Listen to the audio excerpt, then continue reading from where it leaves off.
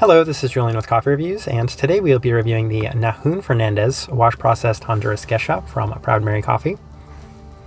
And there's the cup right there. And Proud Mary initially based out of Melbourne, Australia, but this is their one American outpost here in Portland, Oregon, just off of Alberta Street. And it's a coffee shop itself that's featured on this channel several times before, and for pretty good reason, as they have what they call their deluxe pour-over offerings, which is a bunch of coffees from previous years that they've frozen and will brew for you as a pour-over. This is another example of that, as this is their 2020 version of this coffee. And every time I'm here in Portland, I want to try several of these offerings. I had a long discussion with the barista as to which one was his favorite. His top 3 suggestions were coffees that I wasn't particularly interested in. I was also disappointed that they didn't have a Panamanian Gesha, because it's typically a great opportunity for me to get one of those. But settled on this one, decided between this and a wash-processed Colombian Gesha, so I'm looking forward to discussing another one of Proud Mary's coffees. I was also kind of a little disappointed that they didn't have any of their cards. So this is one of their cards from a previous year. This is from a, oh, it's a Whoosh Whoosh. Well, it's a dynamic wash processed Whoosh Whoosh Colombian coffee. But they typically have these for all of their coffees. They just didn't have it for this one, which typically gives you a little bit of background about the coffee. I don't remember too many of the flavor notes. I think they had a cherry listed on here. What else? Fudge or so, but we're just going to go based off of what I was getting from this.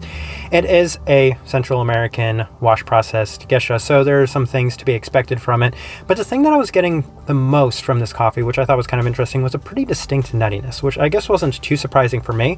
The only thing that was kind of surprising about that fact was they didn't have it listed on their information for this coffee. They didn't have it as a tasting note.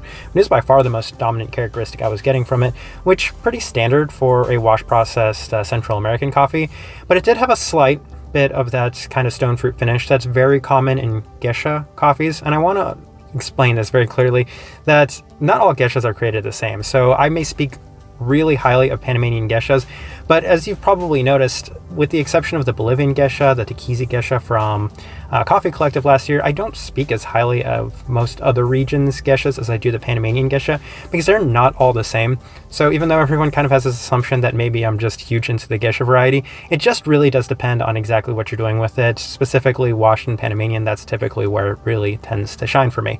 So this coffee right here, as mentioned, nutty forward, slight bit of some florals. There was definitely a fair bit of kind of some white flowers in this cup of coffee, in addition to that very slight stone fruit in the finish. Ever so slight bit of some citrus as well here. I would describe it as a slight bit of lemon too. This is a pretty complex cup of coffee, and I think when we pull up this tasting wheel, you'll see that there were a lot of categories that scored higher here and there. The florals a little bit more herbal. There's just so much to discuss and describe about this coffee, and that's probably the positive about a Gesha, is that they can be overly complex. Panamanians can be a little bit more straightforward. This one right here has a lot more diversity to it. So let's go ahead and put up that tasting wheel so you can see what we were getting. And again, my Brandywine notebook to take a look at the tasting wheel that we wrote down before we started recording this video.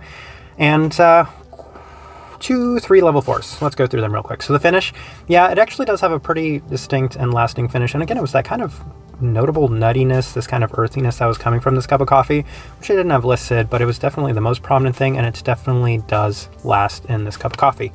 Cleanliness, level 4. I know it was a little generous. It is a Gesha, so it is going to be on the cleaner side of things, but it was probably on the lower side of that 4 as a whole, because as mentioned, there was a slight bit of this kind of earthiness that was coming from this cup for me. What else? Saltiness, yeah, we've been talking about that a lot. This nuttiness is the most pronounced thing in this cup of coffee, so I definitely charted that there. But then we have quite a few 3s as well. Sweetness, level 3. It's mostly sweet, so it's probably on the slightly higher side of that 3, but at the same time, it definitely did not justify a 4 for me. Acidity, level 3. It did have a lasting acidic finish to this cup of coffee, so I think the acidity was a little bit higher than the sweetness, which, as mentioned before, not necessarily the biggest selling point to me. I prefer the sweetness to the acidity. Florals, level 3, they're the secondary characteristic, the secondary most pronounced characteristic, but even then, given just how strong the nuttiness was in this cup of coffee for me, I had to put that as the 3 because it was the secondary part. Citrus, slight, less pronounced than the saltiness. The stone fruit, as mentioned, it was there in the finish, and when you were getting it, it was the best part of the cup of coffee. I love that stone fruit finish, as I've mentioned all the time. But then you see a bunch of extra 2s, a slight bit of spice, mentioned the florals, a little herbal, a little earthy in the florals as well. Chocolate, level 2, smokiness 2.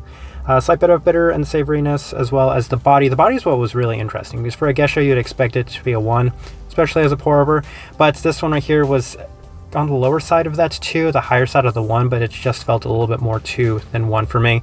And kind of comparing this with the Heart coffee that we had just reviewed, which was a 5 for the florals, the 5 for the cleanliness, and I believe a 1 for the body. I think it just does kind of go to show that there can be so much differences from a region. So something like Ethiopia, and then something in this example, a Honduras, that even with a variety that typically tends to lend itself to being lighter bodied, you'll still get some more body and some less clarity from based off of the region that the coffee is. So my overall thoughts and impressions of this coffee, I kind of wish I would have tried the Colombia if I'm being completely honest. I also wish they would have had a Panama, but this coffee right here was fine. And what's really fun is I will actually have a full bag review of Proud Mary coming up finally, after having reviewed so many individual cups from them.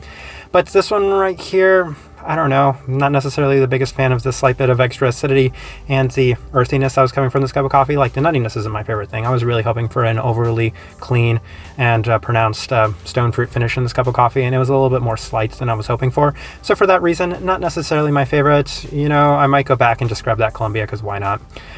Type of person I would suggest this coffee to. I think there are some people that have actually really enjoyed the Honduras geishas more than other types of geishas.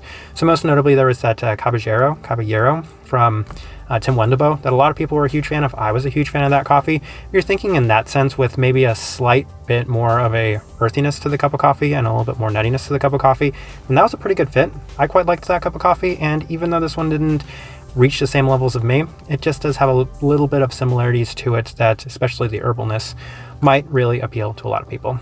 So I think I'm going to leave this review at that. If you've by chance had an opportunity to try this coffee or anything from Proud Mary, we'd love to know your thoughts and impressions of them as well. If you're enjoying the content, give this video a like, subscribe if you're not already subscribed. And this right here has been a review of the Nahun Fernandez 2020 wash processed Honduras geisha from Proud Mary Coffee. Thank you for watching.